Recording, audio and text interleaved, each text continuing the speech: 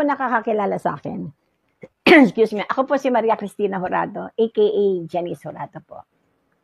Alam niyo, nag-artista po ako pero wala po akong, ni sa guni-guni hindi ko po naisip na mangyayari sa akin o kaya aabutin ko po itong ganitong kilala ko ng mga tao.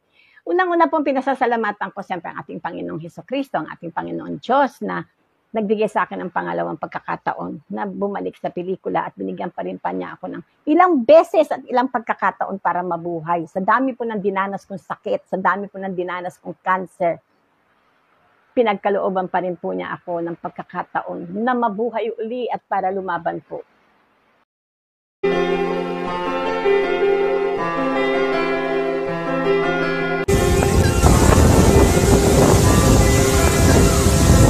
Kamakailan lang nang kinumpirma ng veteranang aktres na si Janice Jurado na tanggal o wala na siya sa seryeng Batang Quiapo ng Kapamilya Network.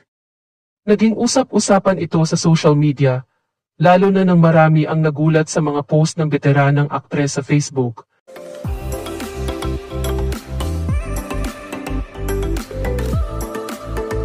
Na di umano ay may isang cast member ng Batang Quiapo ang gusto siyang mawala sa teleserye. Bakit ba atat na atat kayo na mawala ako sa Batang Quiapo? Ayan, wala na ako. Ano, masaya ka na? Huwag kang kampante, baka ikaw ang sumunod. Ako alam ko, hindi ako pababayaan ni Direk Coco, anya sa una niyang post.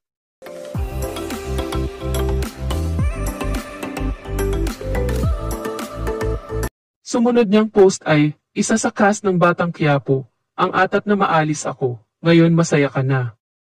Nandyan pa ako sa Batang Quiapo. Lagi mong sinasabi na maalis ako, marunong ka pa kay Direk Coco. May plano si Direk, huwag mong unahan. Dapat mong gawin ang pag-arte mo, ang ayusin mo. Sa kanyang latest Facebook post naman ay nakiusap siya na huwag idamay si Lovie Po sa issue. Sana po huwag na po ninyo idamay ang pangalan ni Miss Lovie Po dahil wala na ako sa Batang Quiapo kasi po wala si Mokang nasa Amerika.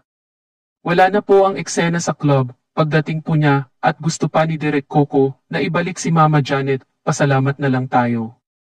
Hintayin natin si Mokang, malalaman natin, wait lang po tayo, salamat po.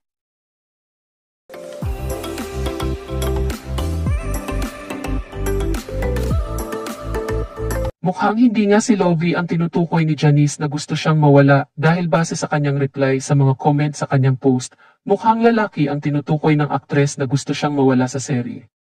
Sa comment section kasi ay may nag-comment ng, lalaki yan. Yung Bano Umarte na dati magaling. Parang alam mo na. Reply ni Janice. Samantala usap-usapan din na kaya nawala ng tuluyan si Janice Jurado sa serye, ay dahil sa mga binitiwan nitong salita sa ilang press.